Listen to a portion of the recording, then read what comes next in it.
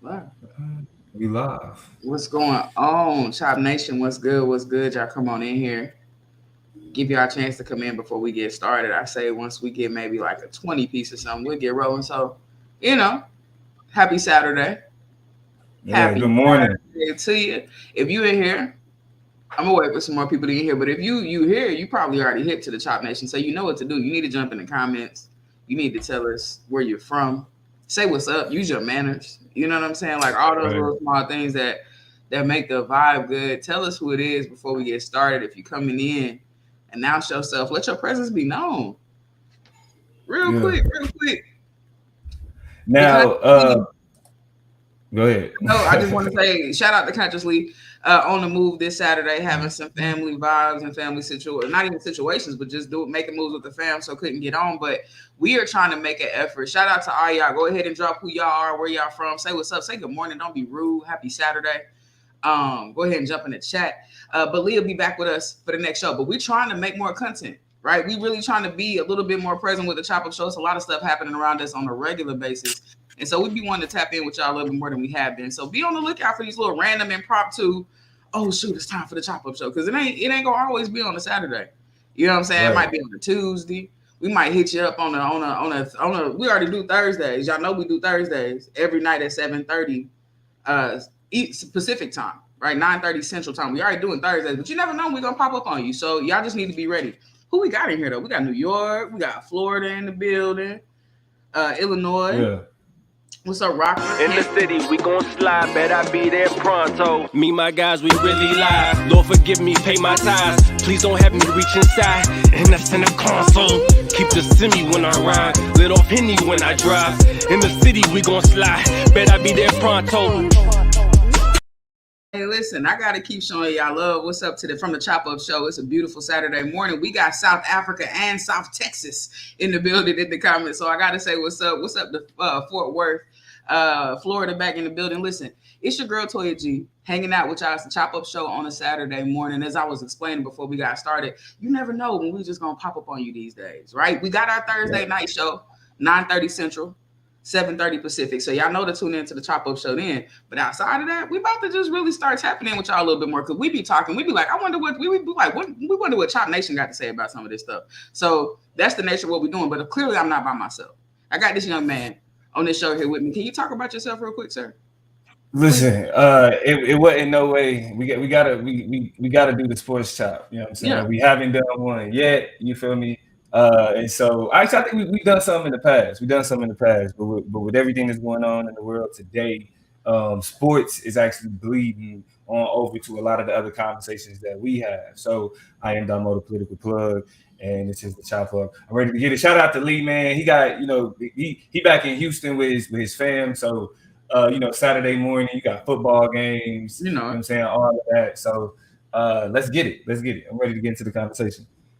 All right, well, shoot. As the title implies, we're gonna talk a little bit about Ime Udoka, and we're gonna talk about that a little later in the show. That whole situation coming out of Boston, but we're gonna start off with this Brett Favre conversation and what's going on in the NFL.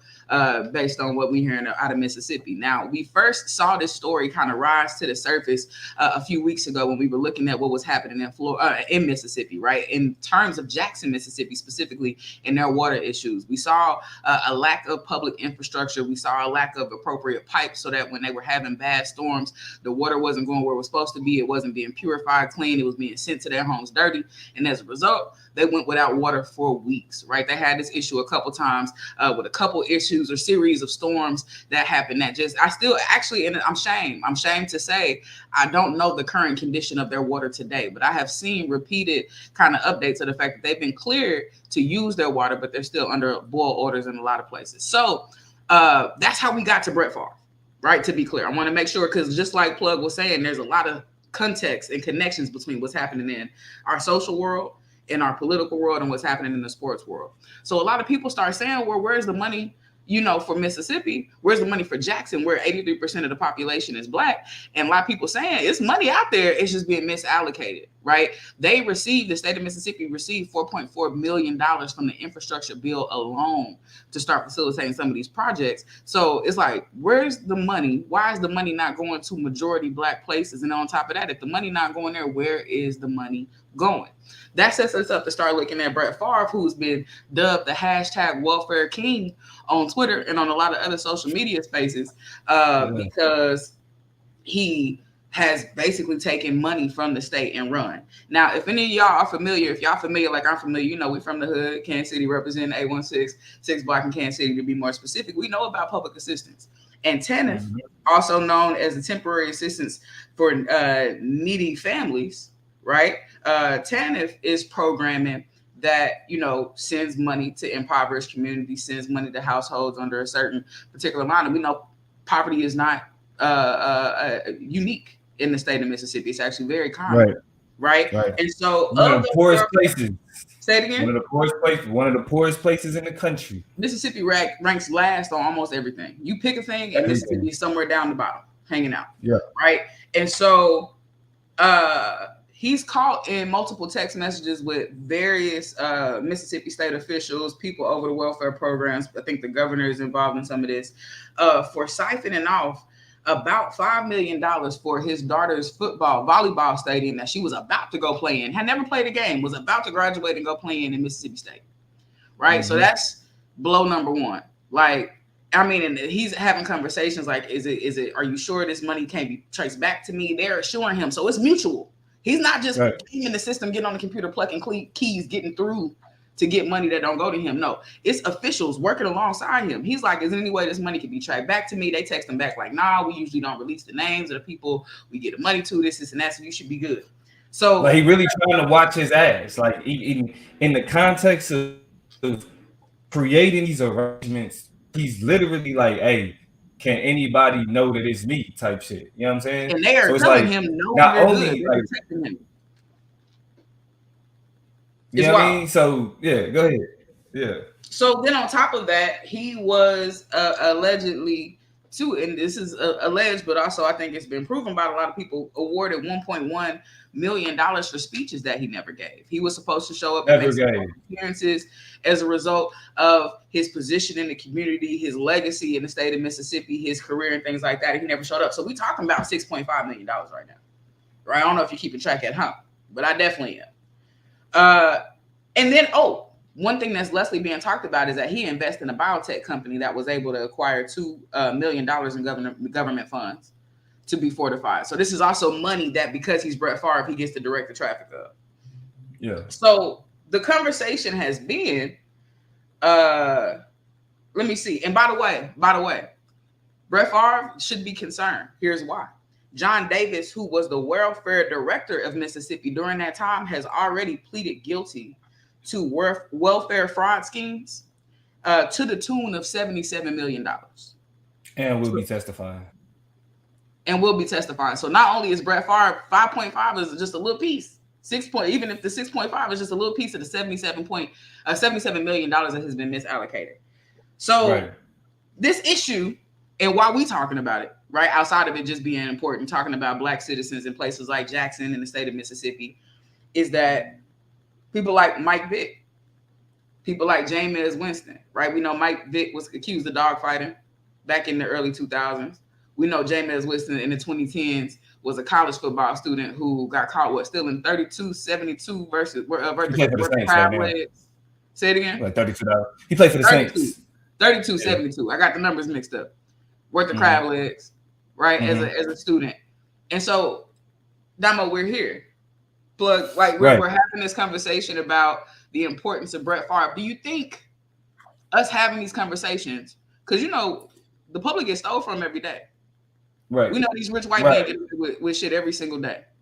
And see, that's the problem though. So my question to you, since that's the problem, is are we making too much of this? Like, that is the problem, but it's not unique. It's not abnormal.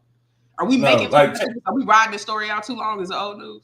Not at all. Not at all. Matter of fact, and as we get deeper into the show, the next part of the show, we are going to kind of talk about, like, again, that hypocrisy, right, in how coverage operates. But I think we are underestimating the significance of taking money from people in need, right?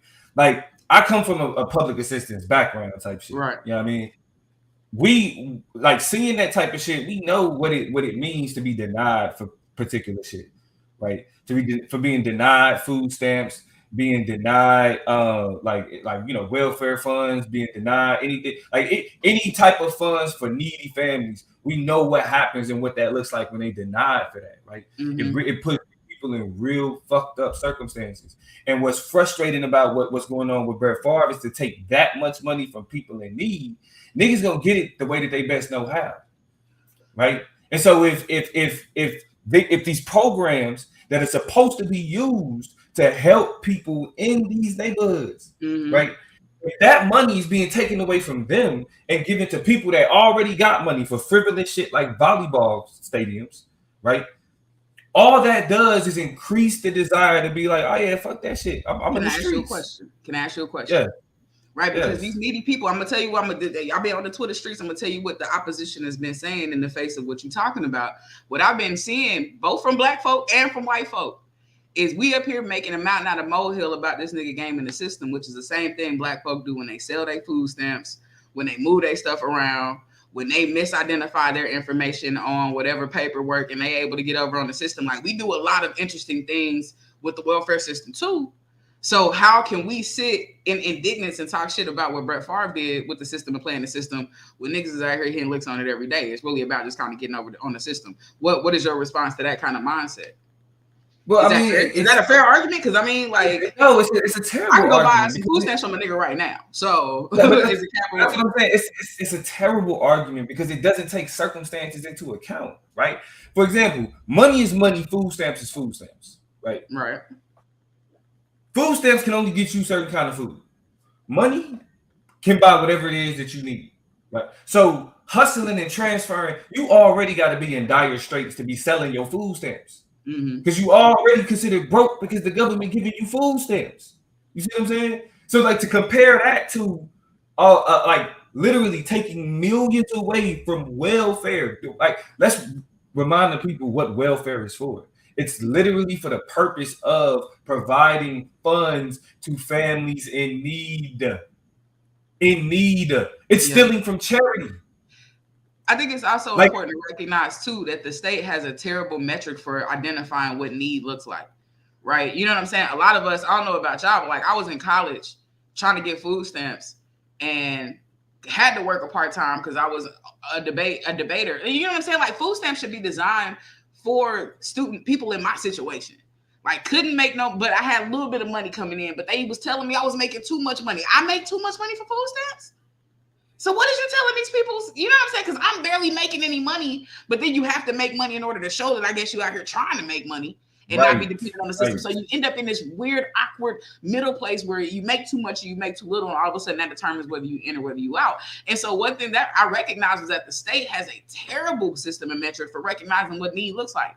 That's why people's out here moving around food stamps and moving around money and bartering cash for money and money for food stamps because they overdoing it over here and underdoing it over here. And if I have a particular, I remember when I lived, y'all, when I was in grad school, could not get a part-time job because I was a full-time student and a full-time assistant debate coach for Wake Debate. So it wasn't no telling McDonald's, okay, I'll be there this weekend, but I can't be there next weekend. And I'm be gone for 5 days out of town and across the country coaching people to say stuff. But then I'm gonna come back on Tuesday, but then I can't be there on Thursday because we're out of practices. I couldn't tell nobody that. So I couldn't get no job. Do y'all know the state of North Carolina, in the face of me submitting my information, gave me about $35 worth of food stamps a month. Why did you even send this to my house? $35. Why did you send this to me? Why are you laughing in my face? That was enough money to buy food for $1.5 million. And by $1.5 million, I mean we can get the fixings for some chicken and some sides and do it real good for a dinner. And then we'll get some lunch meat and shit, some sandwich stuff for the next day. You know what I'm saying? So I think what is also has to be explored is that just much like many of our other systems, right? This is the problem. The framework for things hasn't moved on with the cost of living in our society in a lot of ways. But go ahead, my bad.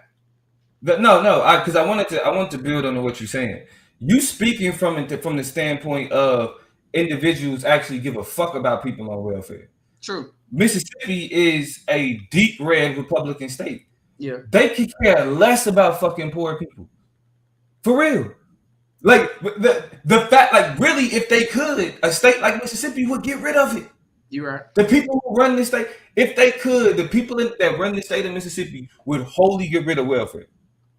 Think about that. In real life, you know what I'm saying? Yeah. There's already it's already has a legacy of dependence, and there go them lazy niggers over there. We set them free. We let them be free a couple years ago, right. And all they do is sit up here and mooch out the state. That's definitely the perception. Right. Even though what we know about welfare is the face of welfare is actually white people, right? Like the people who actually not the face, the people who get the most welfare are white people, but the face of welfare are lazy black women. That's why I love this hashtag welfare king that's going on with Ref. I love it. Yeah, Jaleesa said it's the poorest state the welfare king. It's the poorest state in the country, and they would get rid of it, right? Let's look at some more of these other comments. Also, look at how they covered up the Chad Wheeler attempted murder of his black girlfriend. It's Mississippi. Like, think about who we dealing with. As Michelle Adrian said, let's be clear. In Mississippi, the poor white people were affected just as much as poor black people. It must be somebody in the chat that's making an argument about race, because we just saying it just took for people in need in general, right? Melodious Rambling said they shame people for needing help and then still a little bit of money that exists for assistance. Exactly. And you don't want to know what's crazy while we on this conversation of welfare, and we're gonna talk about the consequences portion, but I want to say this before we get back into Brett Favre about welfare. Mm-hmm. The welfare as a concept, when it was created, right? The idea of the social safety net. Sure. The idea of it, and one of the biggest, the people who used it the most was soldiers with the GI Bill, right? The GI Bill allowed soldiers to take advantage of certain welfare funds. They didn't call it welfare because it was the GI Bill, but that's what it was. Right, and then other families, when it was first introduced, used welfare as a way to put them in position to actually do other things, right? Exactly. To have a financial home ownership, college educations, all of those things at the time that were signifiers of upward mobility in society. Right. It wasn't until black people started taking advantage of the same program that white people have been successfully using, that it then became a negative. That the idea of the social safety net was then counterproductive for the country, right? It wasn't counterproductive for the GIs. It wasn't counterproductive for these people who were now helping to create and expand the middle class. It was only counterproductive when black people started using it, right? Absolutely. Go ahead. No, go ahead. Yeah, you good. I think it speaks to the nigrophobia and the negrophilia and the radioactivity of the presence of blackness, right? We see it in media, we see it in public service, we see it in whatever, right? Stuff is trash, stuff is boring, whatever. As soon as it's not worth invested in, it's not worth caring about. Look at the awards of the time, right? All of a sudden, people don't care about Emmys, and it's a complicated situation, but Grammys and stuff like that. But that's because niggas start getting them first. We know it firsthand in debate. Right, all of a sudden, speaker awards ain't all this and all that, and that's because black people used to go to these award shows and award assemblies and shut stuff down at debate tournaments. So it's something about black people being in proximity is something that just, you know what I'm saying? All of a sudden, it's not worth investing in no more. It's not as important. It's not what we should be focused on, and we see that time and time again. In terms of comments, Lois said exactly. I was between jobs and collecting unemployment. I made too much on unemployment to get food stamps or daycare vouchers. Basically, they closed my case. But somebody who hasn't been working and not looking for a job can get all the help. I just need help to get to my next job. It's like I don't want to make a situation like you're doing the right thing versus somebody not doing those things is doing the wrong thing. But you're doing everything you can to get yourself on track. And these programs won't acknowledge you. But Brett Favre sends a text. And all of a sudden, of course, we got you. No, you know what I'm saying? I'm sure paperwork, and then you miss anything on the paperwork, you get declined or get denied, or they send it back to you. You could be in that pipeline for months. Brett Favre can send a text message and get, his needs dealt with and grappled with. I also wanted to point out needs. These ain't even needs. Brett Favre can send a text. This somebody who made $100 million. Come on, Hall of Fame quarterback could have funded it himself. Endorsements. This. Let's not forget about who Brett Favre was. Right. This is a Hall of Fame quarterback. Yeah. Brett Favre could have funded this whole thing. Deion Sanders at Jackson State. Come on. Put up half his salary. Deion Sanders put up half his salary to get a new facility at Jackson State. Come on now. Brett Favre can't do nothing like that. Let's be for real. And we're not even hearing those comparisons. The amount of conversation that we heard about Deion Sanders putting his money into Jackson State, it's like, yo, nobody's even saying like, hey, here's a better example of this. Even as much as we tear down Brett Favre and what he doing, we can look at Deion. Man, Deion Sanders has been wonderful. You know what I'm saying? Like he can really put his money where his mouth is in terms of coaching at a HBCU, recruiting for HBCU, and then even the conversation. He has a high standard for those students, so it ain't all shits and giggles over there neither. He running a tight ship and is preparing them for not only sports excellence but for manhood. Is what I've been seeing when I look under the layer and see, you know what I'm saying, like what he's really cooking up over there. So it's beautiful and a great example. And on top of the fact that specifically with HBCUs, these bigger schools pay them like $5-6 million to the school to play them early in the season just to whoop up on them. Yeah. Deion Sanders is like, nah, we're not taking money just so y'all could look good by beating up on these black players that have under you or you know what I'm saying, under established facilities. You know what I'm saying? Like they don't have the same shit as y'all.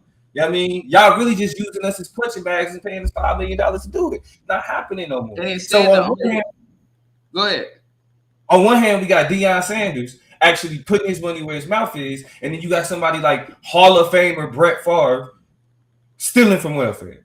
And is more concerned with his one child and her success and her institutional choice as opposed to creating opportunities and alleyways and entryways, exit paths for a bunch of students, really changing the whole culture and their approach to looking at their possibilities in college sports, right? That needs to be said. Kerry Camacho made a couple different comments I want to look at. We need to all take better care of each other. Even small acts of kindness can make a big difference. That is true. But more importantly, the comment I really want to latch on to is where they said, we all need to register to vote and do what we can. We can all be more community minded. And that was the first comment before the second one. Now, I really agree with this. We have, and me and the plug specifically, have different positions on what it means to participate in the democratic system of voting in this country. But what I will say and where we do agree is that local politics, where these people have been deputized and given power to make these types of decisions in the first place, is super important to pay attention to. You know what I'm saying? And not even electing them in, but keeping them in their positions. Right, paying the decisions to the pipelines to those positions and making sure the people who protect them get them out of here. You know what I'm saying? If you're not acting on this person, the director of welfare that's in your department doing this and that, then governor, you got to go. Lieutenant governor, whoever, whatever position, right? Make sure you pay attention to these things. Last thing I'll say before we transition on is Lion Time, baby, act right. I see you in these comments. Act right, act right. But you the homie, so I know how to read how you become. But act right, okay. But no, and he said what channel are these comments on? We are on the Conscious Leads YouTube. We are on the Chop Up Show YouTube. We are on the Conscious Leads Facebook. We're on the Chop Up Show Facebook. That's so y'all. So all of y'all are a part of Chop Nation. We appreciate all y'all. Shout out to the homies. Y'all listening from. Thank y'all. Y'all been rocking with us for the last 20 some odd minutes on a Saturday morning. That's love because y'all can be doing anything else. Straight up. So Robert Sarver, we're gonna transition real quick. Well, actually, no, we got one more thing. Consequences.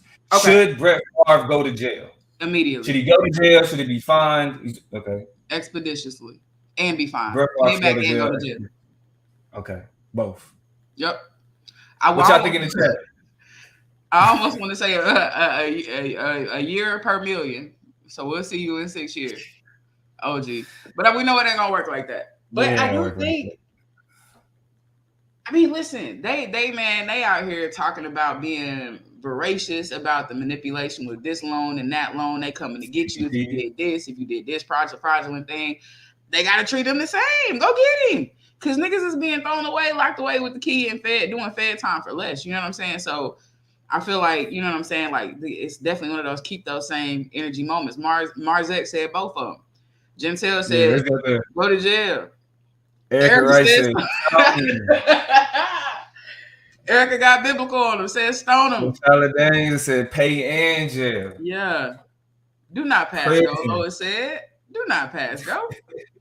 Do not collect $200. You know what I'm saying? Get him up out of there. Yeah. When you got mothers that are spending time in jail simply because they put a different address so their child could go to school. Ooh, take his Hall of Fame. Take Hall of Fame too. Right.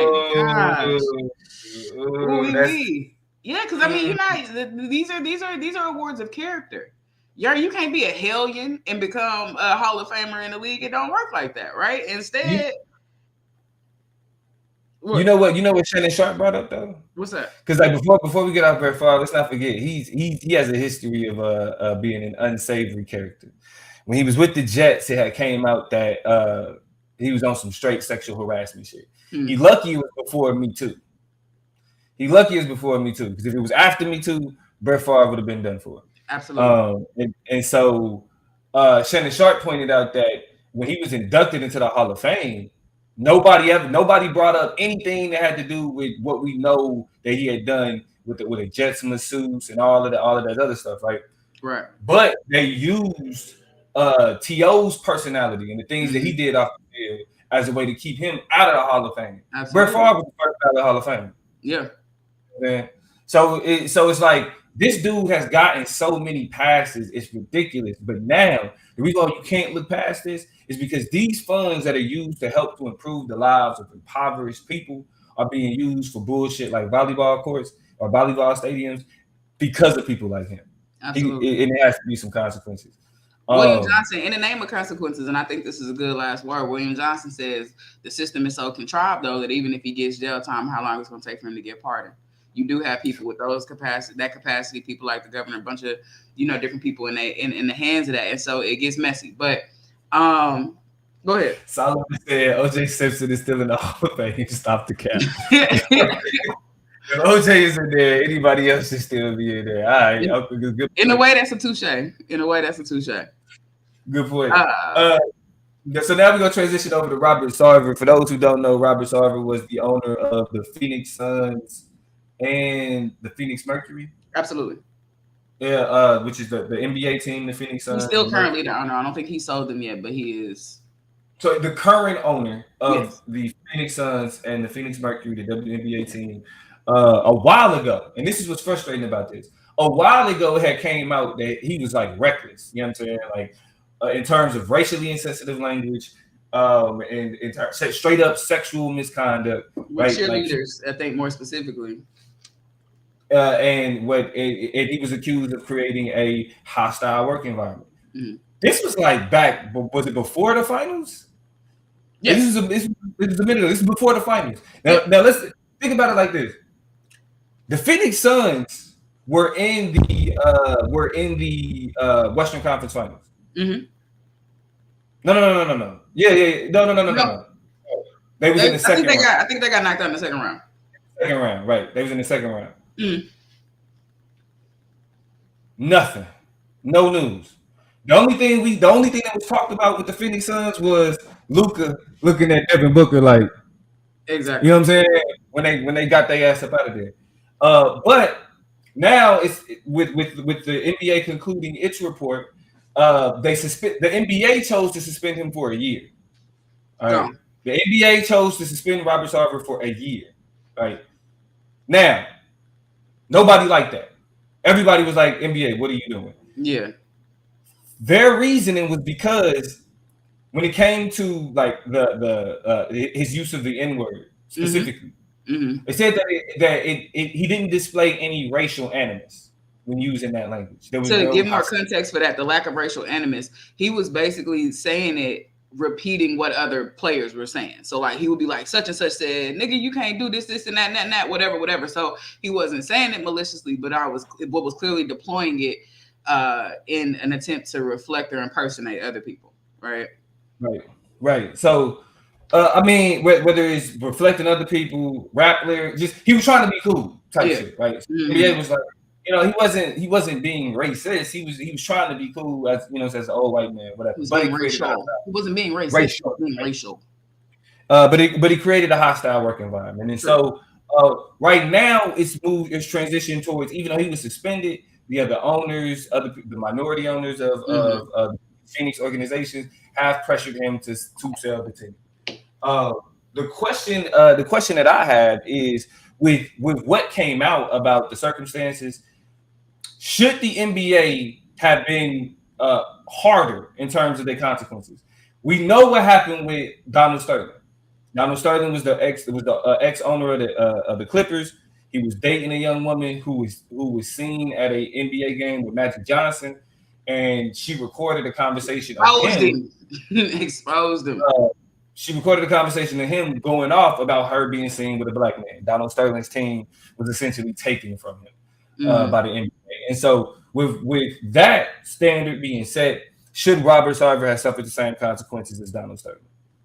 Yes, because I think it becomes completely problematic in 2022 to be like, oh, potato, patata, here is where this falls. This was not malicious. Okay, but clearly he's a little bit more upset here. No, you need to have, as a leader of an organization, as a owner of an organization who has very clear standards for diversity, inclusion, how we deal with these types of issues, predominantly Black. Like, you should just have the racial literacy, right? What does the consciously say? The racial literacy to be able to read and write the context of how racial issues play out. So I don't care if it's nigga over here while you mad at Magic Johnson, or nigga over here while you are gleefully playing about a rap lyric or repeating what somebody said. You got to go, right? Your racial competency, your literacy is not something that's intact. Shout out to Consciously in the comments. I hope I represented your perspective. He said, okay, come on. I wasn't trying to mess it up. I just know we need to be able to read and write these things, particularly, and this is where I put my leadership hat on. Shout out to HD, Higher Definition Leadership and Empowerment Coaching. In order to y'all say what's up to Lee in the chat. Say what's up to Lee in the chat for sure, because a lot of y'all on his stream right now. But in order to be an effective leader, we have an expectation of competency. So when you violate that, you violate the public trust, you violate the organizational trust, you violate the trust of potential investors and people who want to align with you, which deteriorates the product. That's bad for the brand. NBA should have been like, you got to go.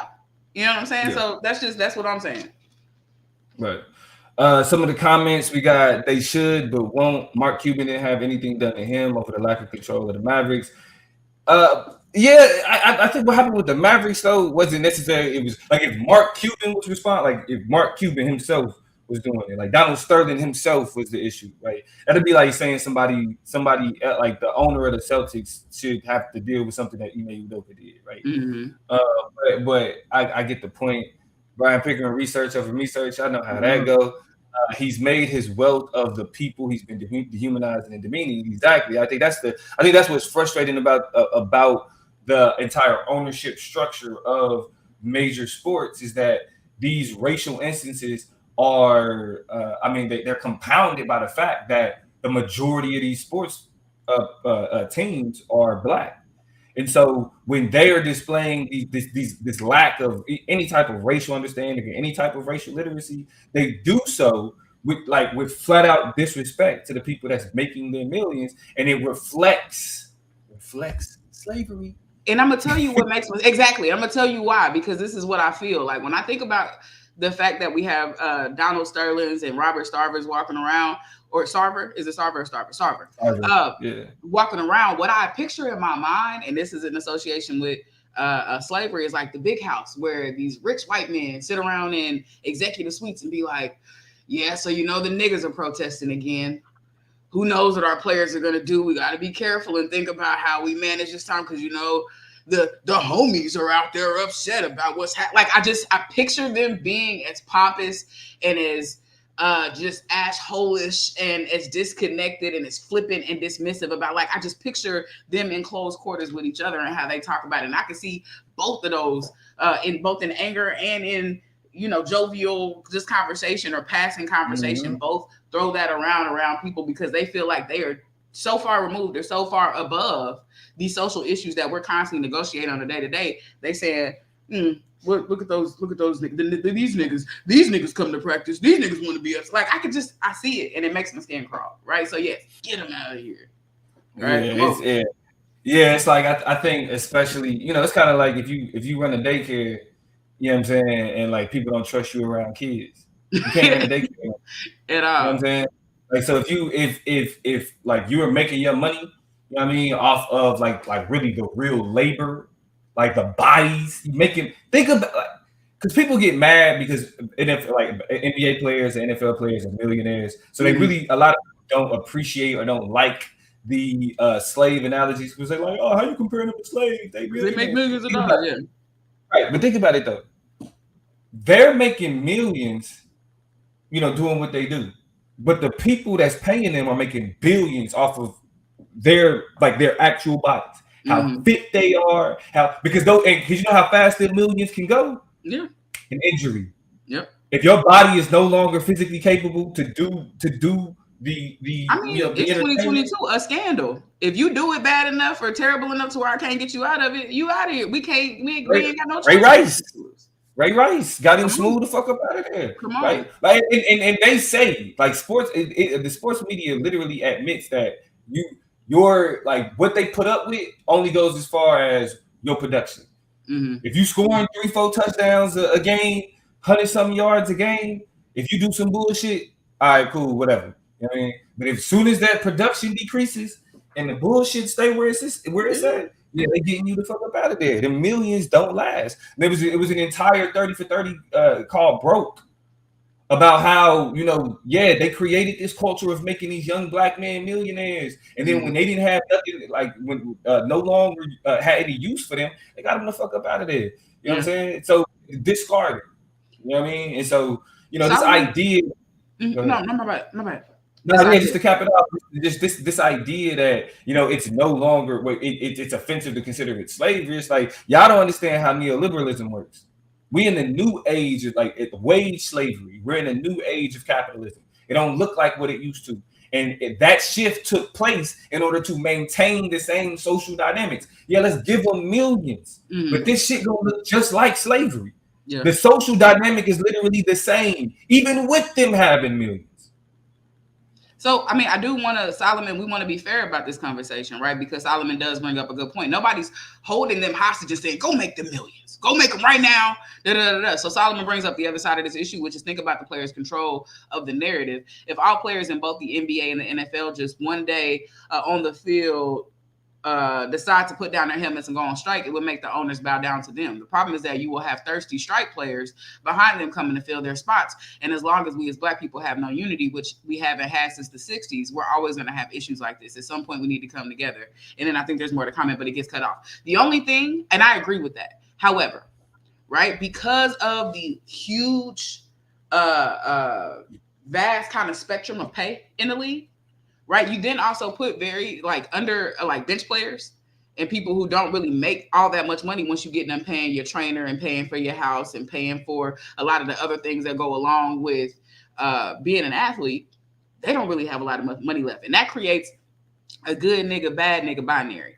And this is a debate argument used to run. This is something I always want y'all to be conscious of when we become critical of ourselves, just being honest about the positions that we're often put in. It creates a good nigga, bad nigga binary because now we look at the people who can afford to strike as the good niggas and the ones who's like, I got to go play these games to make the bag, right? I'm making hundreds of thousands. I'm making the minimal millions. And I still, you know what I'm saying? Like we do have to think about those people who can't just afford to go and strike and have to participate in the system out of obligation. Now, I'm not making an excuse for these people. But what I'm saying is even when we put the onus back on the players for them to think about that, we can't lose sight of the people who got all of the power in the first place to really shift what their real lives look like. And those are the people, the owners and the people in power. So it's an interesting song and dance we always have to do when we think about what the appropriate responses to these things are, because we don't want to criminalize people who are not in a position to take our same approach. That's the same way with, you know, niggas in the streets and how we kind of pushing for and fighting for liberty, justice, representation, all of that. Some people have the privilege and luxury of being able to participate in the system in certain ways. Other people I still gotta go. I still gotta show up. I'm still in this place. Niggas need to survive. I gotta pay for shit. I gotta eat. I got kids. Like that's hard. That's all. Yeah. So moving on to the last story before we get into the second half of the conversation, or the newest piece of salacious sports news. Ime Udoka, the coach of the Boston Celtics. I'm gonna turn this over to Toya. This is her area of expertise. Wow, where your shirt at? You an expert? You got the Celtics shirt over there. You can put it. Why would I wear it? Why would I wear it under these circumstances? Put your eyebrows down. Hey, you're right. I don't know if I even want to. I do. I'm a ride with my season. That's because the people I show up for and root for every day ain't that part of none of this shit. If y'all haven't heard, Ime Udoka has been caught up in the scandal of all scandals. And at first it started off real small. And we was like, okay, what's going on? And then we've been watching it over the last few days basically explode before our very eyes. It came out a few days ago that Ime Udoka was being suspended for a year as a result of a consensual relationship that was being had in-house within the Celtics organization. that suspension is a reflection of an investigation that's been going on since July. The Celtics organization has known about this relationship and its existence since July. And up to now, they've investigated, they've looked into it. But only recently was the decision made that this can no longer be kept in-house. And a lot of people have been wondering why. Now, I'm going to put a pin in the Ime Udoka story. And for my non-sports fans out there, I'm going to talk about somebody you probably do know about, because another person we've been talking about a lot in this issue is Nia Long. We love Nia Long. Nia Long was on a bunch of different things. She's most popularly known for her role on Friday, but also has been in countless other things, a bunch of Black classics, and a bunch of just generally basic, just great movies of our time. Right? She led. And so she was always also on Fresh Prince, just on a bunch of stuff. So she is the fiance. She's the person who, you know, we should be concerned about too, was cheated on by Ime Udoka.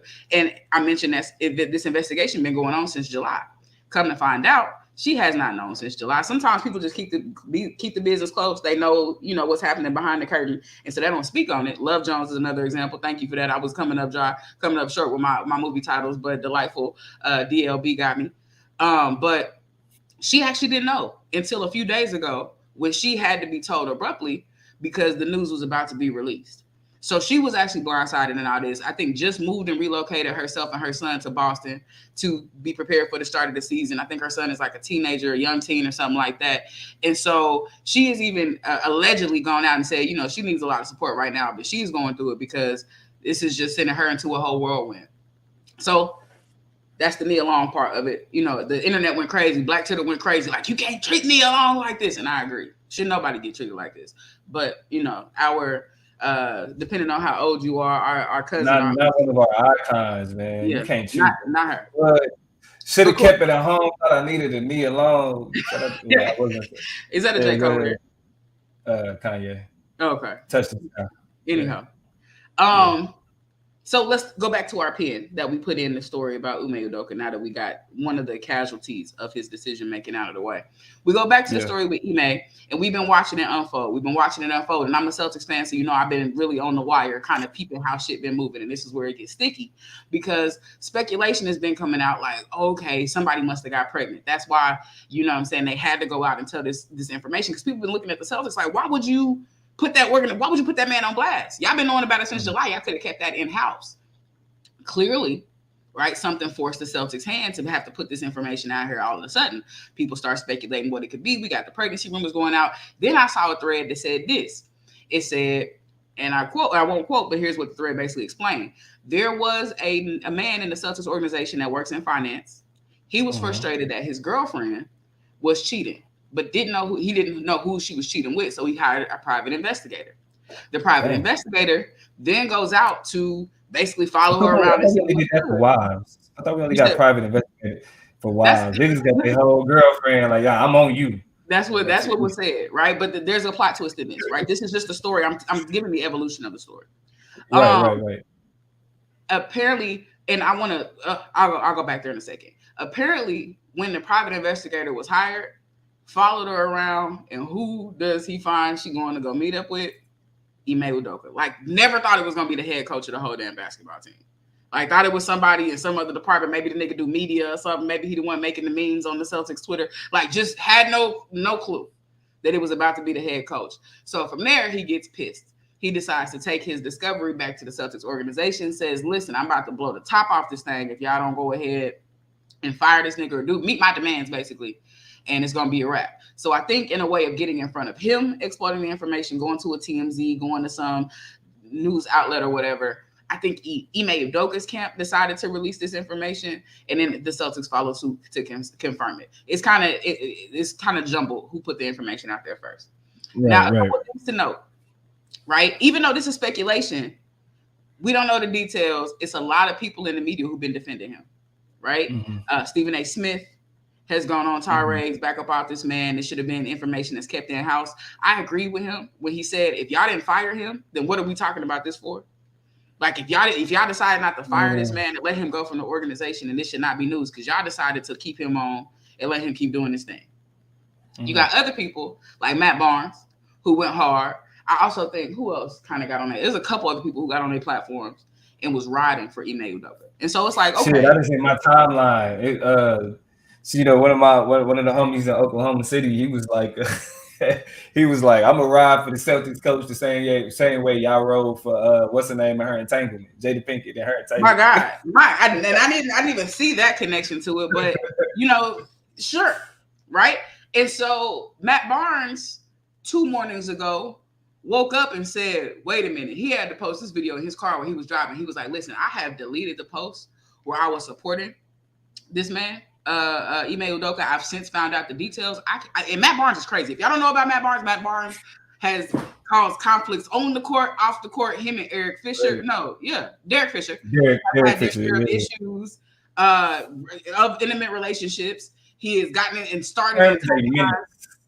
He's a menace. He's starting fights on and off the court like the nigga crazy, right? So when he gets on there and talk about, I cannot condone the information or the detail, I cannot condone the behavior of it, we should be concerned.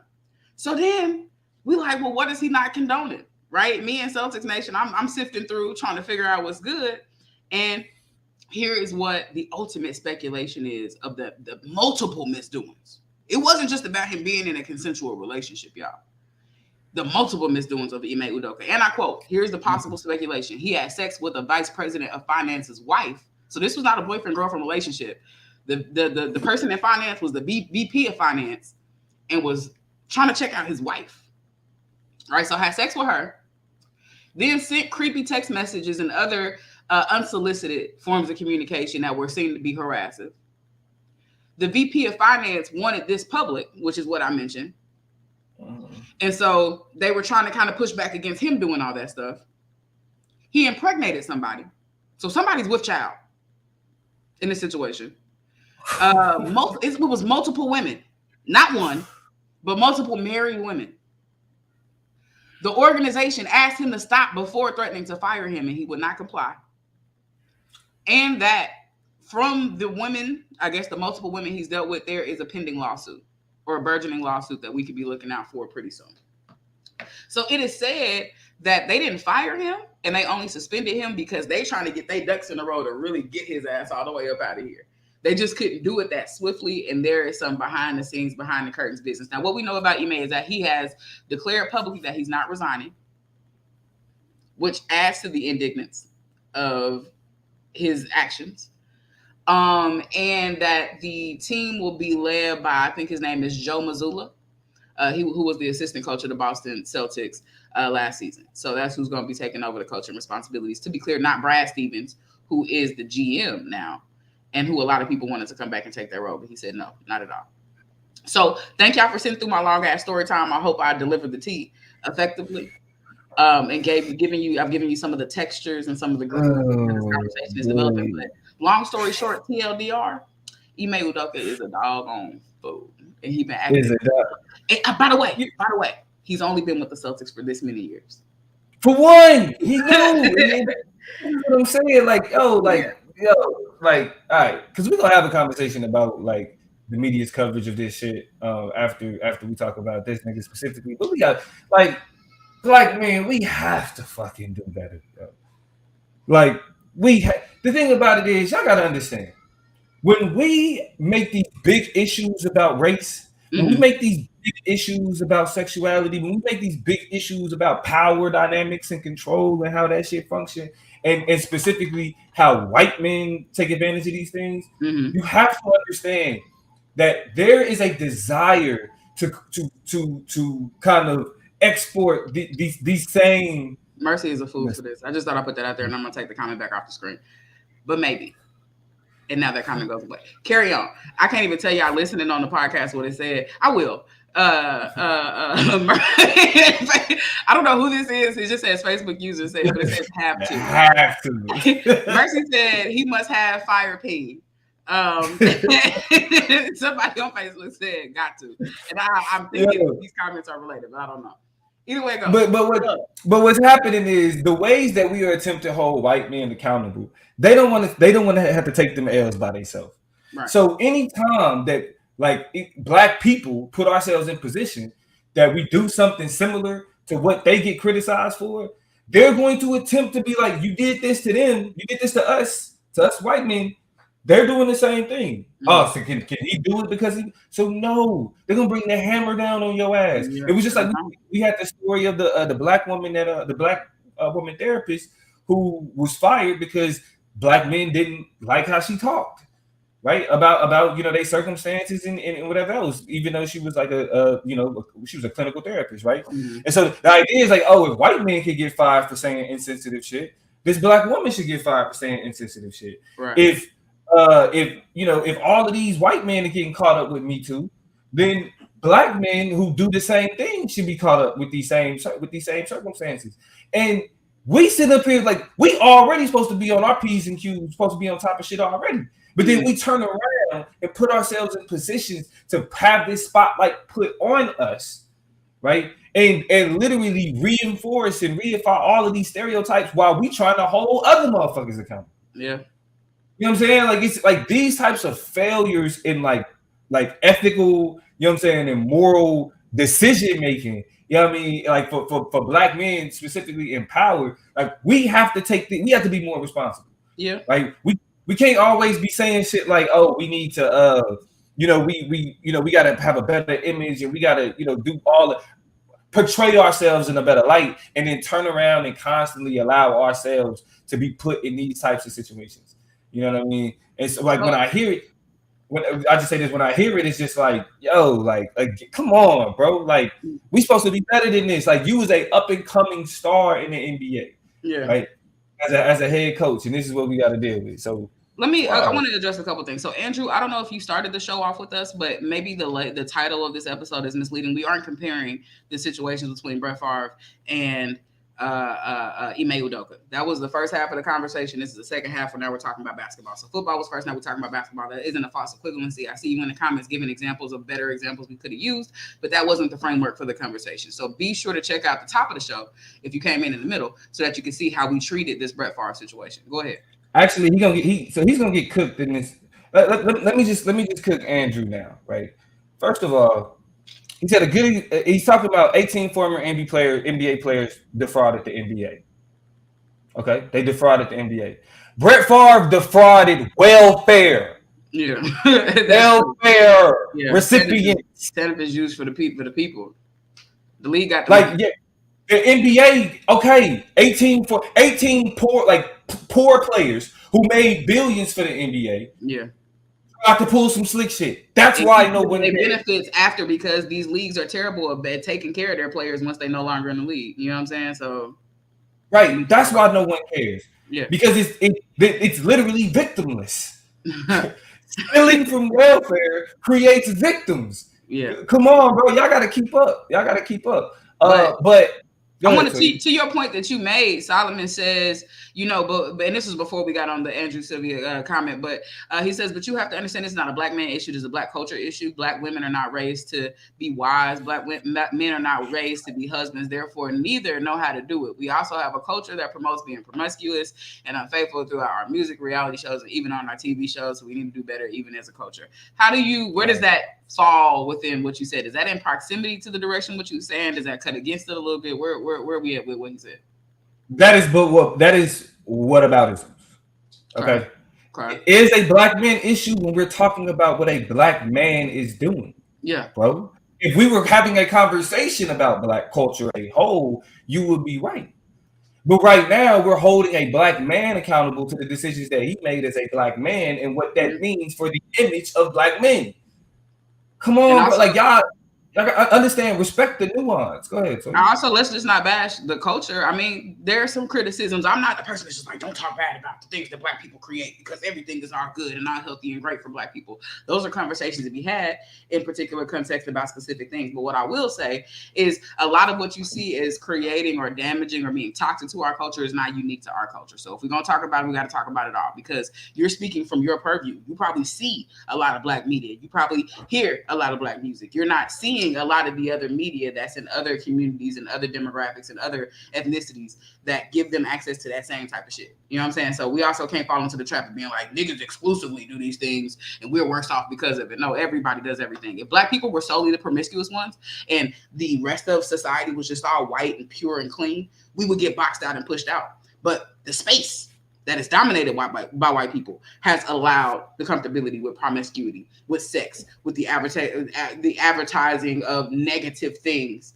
And then black people just kind of follow suit and get their bag out of it as well, right? So we can't just kind of hold black people to a higher standard that these spaces, these industries have not already created and justified as good. Melodious Ramblin says, huh?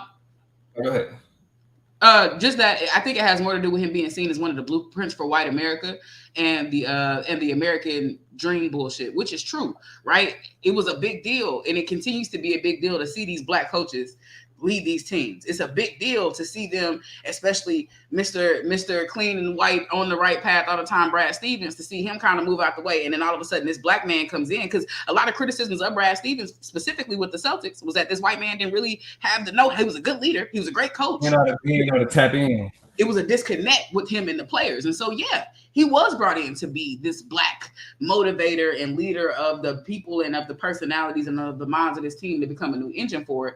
And you know, he ended up not being that shining example that he was put in position to be. But go ahead, transition, plug into the next part of the conversation. I know I can't hear you. I can't. Okay, plug is gonna leave out and come back in. I think with the Ime Udoka situation, we are looking at. And here's another thing I want to talk about. While he comes back in, we go back to some of our questions, is the damage this has caused to the organization, the black women in this organization, right? What social media has done, and I don't know if y'all saw it, and I got to speak on this because the way that women get treated as casualties in this situation is grotesque. People found out that he had sex with somebody consensually inside the organization, and what did people do? What did social media do? They went and found all the pictures they could, specifically of this one woman whose name I never came across, of the organization, but was like, oh, he must have slept with her. He must have slept with her. He must have slept with her. And so the toxicity of releasing this whole ordeal to the media has opened up a lot of the women in that organization to be plastered across social media, their bodies to be plastered across social media, their faces to be plastered across social media, when they're not even the ones that's not being proven who he had this relationship with. So that's another really toxic or negative thing. We talked about Nia Long being a casualty, and I wanted to make sure I shouted her out. But the women of the Celtics organization have also become a casualty in this news reporting too, because we don't know who it was. And now we got all these women's faces floating around on Twitter and stuff, and they being judged on whether or not they're worthy of being the side piece. They're worthy of course, like people looking at certain pictures of certain women being like, yeah, well, you got to understand that of course Ime Udoka would do this. Of course, like look at her. It's this type of sexism, this sexist language, this derogatory language toward women in times that are very serious, that makes it hard to really get to the bottom of these type of issues. So I was disappointed in the media for that too, but that's just an aside. We got the plug back.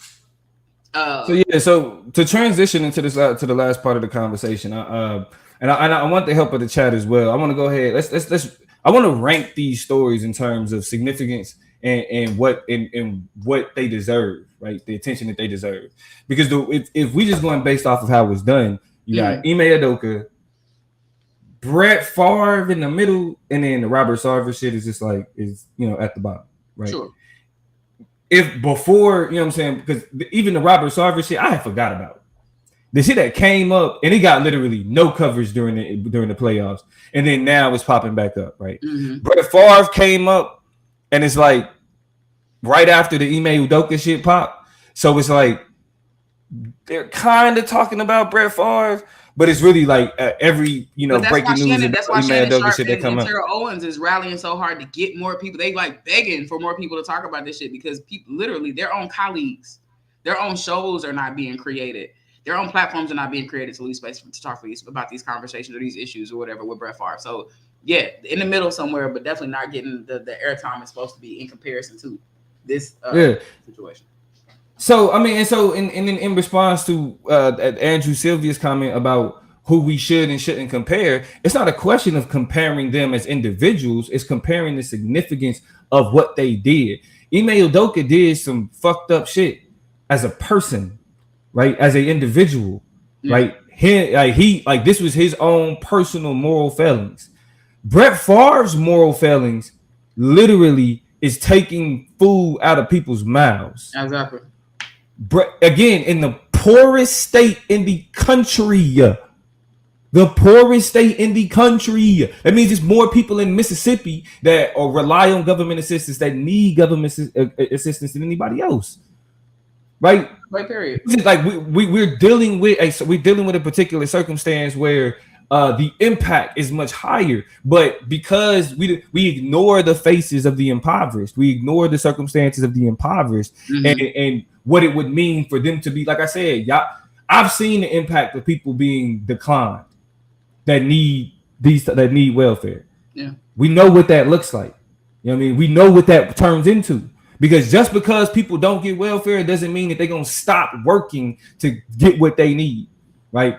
And Brett Favre is a criminal, and his criminality is gonna be ignored when it comes to the crimes that now take place because people are trying to survive because the government isn't there to provide anything to give them any type of leg up, right? To keep. So, I mean, I think the delightful DLB is like Brett Favre is a criminal continues by saying Udoka is a moral ethics issue, and we should treat them differently. Because one is just this is the law, the lay of the land, the law of the land, and how things work. When we talk about the complicated nature of business relationships, there's a lot of people like I met my husband, I met my wife at work, or you know what I'm saying. So that gets a little sticky in terms of how these relationships play out. Like I'm not endorsing what Udoka did in terms of multiple people, multiple married people. That's still sticky, but it's not criminal. It's not against the law. Right? It might be against some of the clauses in your premarital agreement, but it's not against the letter of the law. And so we got to treat those things differently and tend to them differently. Laura says, that's the thing, though. The money doesn't go to the needy. And that's the biggest thing we got to think about. Mercy says, both stories have victims, and I feel bad for everyone affected, but everyone needs clean drinking water, period. When it's all said and done, go ahead. Because the point that a part of what we ignore is that Mississippi they've been getting federal money for these things. It just ain't been going to the right place. It ain't been going, because we talked about it. We talked about it when we first talked about Mississippi's drinking water, right? We talked about how, like Toya brought up specifically how, and just even at the beginning of the show, how they got hella bread for their environment, for like how they get federal money for welfare and all of these things. And so that's why that governor, Brett Favre, better be scared than a motherfucker, because he said he's willing to testify because they know the shit that they did was out of pocket. So we have these issues. Yeah, go ahead. Facebook's user said not just that, the suits that are connected to Brett's welfare fraud can't be exposed. This was not their first time. Go ahead, Toya. Well, no, I was just saying, I mean, we because we slid back into Brett Favre, but I think the biggest point we're making here and even talking about him and talking about Ime is that it's very clear where the violation is. It's very clear. We don't have to go through a bunch of back and forth. You took money that you either got for speaking engagements you didn't do or to go to your daughter's a volleyball stadium. It's a little bit more murky. It's going to take more time. It's not as cut and dry to figure out where all the pieces go with this Ime situation, but that's getting way more traction. That's getting way more attention. That's getting way more airspace. And yeah, it's a little bit more interesting, a little bit more salacious, a little bit more tantalizing in terms of the details, but we also can't ignore the racialized nature of how we are covering and talking about these issues, right? Everybody loves a good cheating scandal. Everybody loves a good celebrity involved in this, and they got a lot of moving pieces to it. But 15 minutes and 15 minutes, 10 minutes and 10. I don't know how you need to split the coverage, but we see a clear and marked difference in how we're approaching having conversations about people who are not drinking the right amount of water, who got to boil it, who got to clean it, who running out, who are overusing plastic, who are exacerbating climate change, who are exacerbating the issues we like. These make other issues worse. We're not talking about how many people had to drive from Louisiana and surrounding states to make sure people got like what? And so let's talk about it all. I ain't even the person to say, talk about this much. Let's find a way to talk about it all. If it's that important, let's talk about it all. Right. Yeah. So what we had a last question, and we done set over an hour. So if y'all been with us this whole time, this whole hour, shout out to y'all for the weekend edition of the Chop Up Show.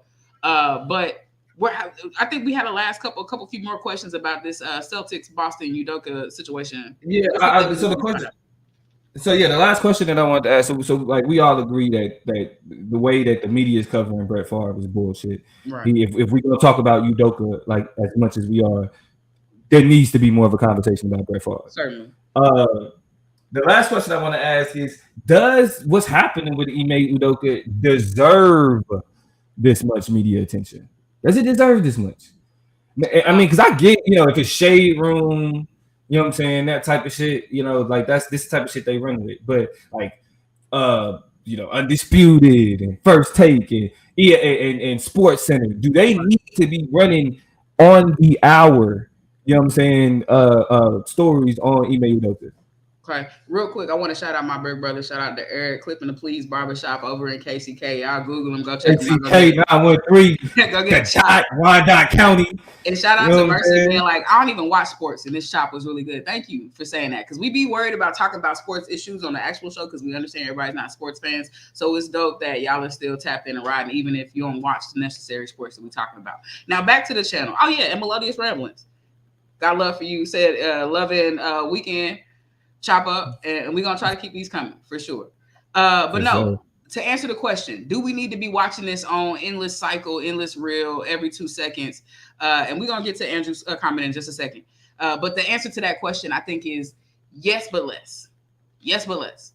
I think we do have to talk about. There's the season starts next week. We got a coach embedded in scandal.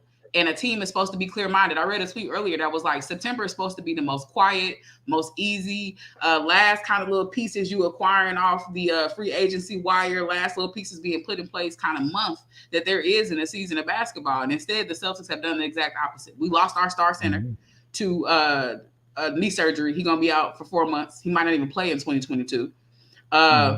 We've been in trade rumors all summer with JB. You said who? KD. That was in the KD conversation. And Jaylen Brown, right? So it's just it's never been quiet. And now our coaching situation completely changed. This is the same man who got us to the finals playing against Golden State. We're trying to make a run back. We have the highest odds right now to make it back to the finals and be NBA champions out of all other 32 teams in the league. So it is terrible. And we should be talking about that, right? But at the same time, how? I think the question is how we talk about these things. Right. Even if we talk about them more consistent, I think how we talk about, how we think about, how we approach these conversations is what should matter as well. All right. Is my answer to that question. Now go back to Andrew's comment if you want to. Real quick, the homie Solomon said, what adds fuel to the fire is the fact they're not revealing who the woman is. Because that speculation goes crazy. Because I admit, because one picture that popped up, they was like, okay, I was like, damn, she is fine. But I mean, it's like who, we don't know. But I don't gauge that conversation. But he said, but the Brett story should be put out more based on how they mesh football with American politics. Yes. Like it's a cultural thing, right? And like these are cultural icons. Come on. Right. And I mean, ESPN has already been, for example, criticized for the way that they approach the coverage of a lot of. This is a great opportunity for you to deem yourself as a reputable journalist publication, is to really start to converge these two relationships and how you try to do Mike Vick and the moral consciousness we should have about a public with dogs and not this athlete and what they did, or what, how we look at Jameis Winston, this black man stealing. Like you were able to triangulate before. Why are we not able and invested in that same triangulation between the league, these former players and athletes, and politics as before, right? It's just disgusting. Instead, we parading around 3 different women, delightful DLB says. The speculation associated with that has us out here reaching and grasping for straws. But with this Brett Favre situation, it's shit that we know, right? It's disgusting. Go ahead, Plug. I mean, Andrew, I think Andrew was just making a point to say that the only reason he believes that the reason why he's not getting more attention is because he isn't a current NFL quarterback. If he was in the NFL, it would probably get more attention. I can give you that, right? I you know what I'm saying? I can give you that, but I also don't think that doing shit like stealing from poor people it's not, unless it can be made for a political point. It's not a story that people really give a fuck about because they steal from poor people all the time. KX said, my bad. Absolutely not. Answering your question about whether this should be as big as it is, absolutely not. Unless there's criminal action on his part, then fire and discipline him and keep it moving. Why is all this news coverage even necessary at all? I mean, and this is where it comes down to, we get treated like that. Nobody's making the news, for they just tell you, come on in here. This is what we heard happen. We got you on footage. We got these texts. See you soon. Don't hit us up for a reference. And let's close the door from the other side. Right, it's typically what we get told. We don't get all this pomp and circumstance, so that's real. DLB said, I believe this is not a Me Too situation. People love it because it involves sex and cheating. The relationship was consensual. So it's like, it's just the salacious nature of it. You know what I mean? But it's like, ESPN, y'all ain't got enough of this. Yeah, I mean, you had a whole offseason, NFL offseason full of Deshaun Watson. Yeah. I mean, like at some point, it's like, all right, that's why you got Draymond Green and other people talking about the new media, because it's like to me, the sports media has been failing. It's been very I feel like the older I get, the more I appreciate sports radio. Yeah. And talk radio over actual, you know what I'm saying, Sports Center and all the rest of this shit, because it's just like what drives the ratings on those channels are terrible. But shout out, Undisputed is my favorite though. Absolutely. I'm gonna get back to Mercy's comment, but I want to holler at Facebook user who I don't know why your name pops up like that, but it does. Maybe that's how you got it set up. But the official, they make the point that the officials he defrauded with are very muchly still current employees. Now, I pointed out that welfare director of Mississippi at the time, John Davis, pled guilty to welfare fraud schemes and has been accused of defrauding over $77 million worth of funds. But I know he wasn't the only one. He wasn't the only one signing the bottom of that paperwork. He wasn't the only one green flagging, right? So it can't be. Solomon, you on the way out. Go ahead and handle your paperwork. Thank you so much for chiming in, for dropping comments, for sticking around with us. We got big love for you. I hope you come back soon. Eric says, why is his sex life in the news? He didn't take nothing at all, and they're all adults, right? They've been very intentional about using the word consensual. And there's a couple reasons why, because I think that's a whole different jurisdiction of relationship we're talking about. If he had manipulated or coerced somebody into this relationship or these sexual relationships, but everybody was on board with it. That's all the more reason why y'all just need to go ahead and file whatever paperwork. If you're going to fire the man, fire him. If we do what you're going to do, bust your move, right? And let's stop dredging through it over and over again. I want to make this point. Mercy says about the women being protected. I think if they reveal who the woman is, that might shift the attention away from him, since we are always used as scapegoats and to grab headlines. And that's absolutely true. Even if just for a moment, the woman who was a part of this, I don't believe deserves any of the spotlight, because it's going to take us away from focusing on the reality of the situation, which is, like Plug said, Black men doing better with the power that they're given and understanding the position that we in as we trying to make our way up. The importance of the abuse of power. When it's all said and done, Udoka had the most power in this situation, so his ability to manipulate it and abuse it was the worst. Apparently, he's been doing this to multiple people, so it does no help to probably identify the women who were, still willing participants. I'll give you that. Willing participants in violating their own marriage and stuff like that, but those are ethical and moral issues, not legal issues or team leadership issues. Interpersonal shit. Interpersonal shit.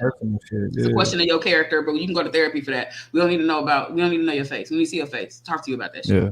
Right. And so it cuts a little bit different. And I hope, I don't know. I really would prefer not to see their faces or get specifics on who they are and how it played out. Just deal with it and get it on out and get us back to the finals, please. Because I think that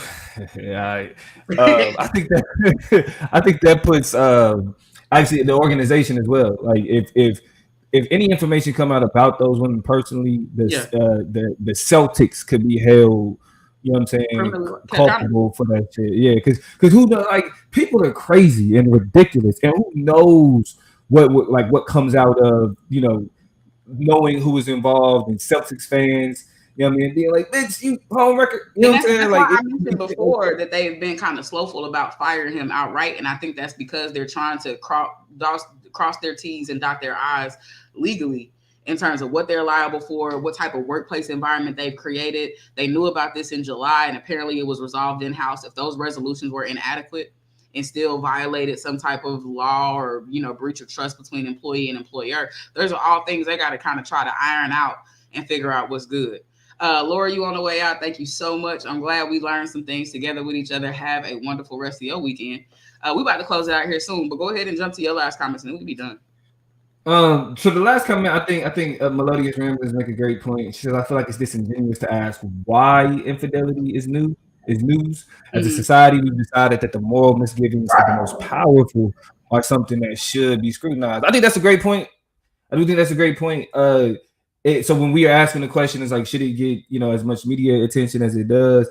That is relevant, right? We do, like, people that are put in positions of power. Like, if we're gonna give you headlines and if we're gonna put you on the front of newspapers and give you press conferences, shit, when you fuck up, You might as well expect the same podiums and press conferences. And so that's a good point. And to that same idea that it's a good point, it's like I think we use these type of moral blunders as referendums on what you're capable of. Right, like my mama and I laugh when we were kind of thinking about this because I thought about something my mama used to say because black mamas be dramatic as fuck, and she used to be like, if you're alive, shout out to Curl, and shout out to C Murder all day long. But my mama used to be like, if you're alive, you'll steal, and if you'll steal, you'll kill. And you like, bro, you asked me where I was at. I was somewhere I didn't say I was at, but now you saying murder? I'm murderous. Like. The triangulation on that was wild, but it speaks to the situation. It's like if you'll do one thing, we have to start to suspect that you might do some other things. If you are willing to open up and create, poor decision making and poor demonstrations of integrity here, then you might be willing to do that over here. And so the slippery slope of it all, right? Again, the antics of the black mother definitely took some shit and ran with it because the lie was probably something small, something little, something not as important as she tried to make it. But the implications of your ethical and moral barometer to do some of that shit might imply something else. I'm glad Facebook users laughing because they understand the preposterous nature of it all as well. But it worked. Yeah. I was like, well, let me not lie because I don't want to kill nobody. Because, the logic that our parents Right. But hey, we definitely appreciate y'all joining in the conversation. We miss Lee. Shout out to Zane and the Lee family for doing their Saturday morning festivities, and so we'll definitely try to make sure he's here on the next one. Y'all know we're gonna be live Thursday, so make sure y'all pull up Thursday. If y'all, we broadcasting on all these different channels, but what we doing is we starting next year, we will only be doing the Chop Up live on the Chop Up Show YouTube. That clips will go out to other places. You can find clips on Consciously page, but our lives will only be on the Consciously or the Chop Up Show YouTube. So, and Instagram. We will be starting to go live on Instagram as well. And so if you coming from Lee's page, if you have not subscribed to the Chop Up Show, make sure you subscribe to the Chop Up Show. Please. If you fuck with the Chop Up Show, you know what I'm saying? Make sure y'all go subscribe to Consciously on YouTube. One of YouTube Black Voices 2022. So y'all make sure y'all show him love as well. You can follow me everywhere at The Political Plug on Instagram, on Facebook, on TikTok, Toya G as well, HDLEC. Yes. Higher definition, leadership and empowerment, coaching. Yes. Hey, that's it. That's a hell of an acronym. On IG, go to Higher Definition LEC. If y'all are new, and y'all came from Conscious Lee's part of the world, just go ahead and make it. You still kind of following him. You just following him and two other niggas, right? So just go to all of our stuff. Go to the Instagram at the Chop Up Show. The Chop Up Show the Chop Up Show on Instagram at the Chop Up Show. Go follow us everywhere. Just stay connected. You don't want to miss this. He's not here this time. He'll be here next time. But when he's not here, we got you.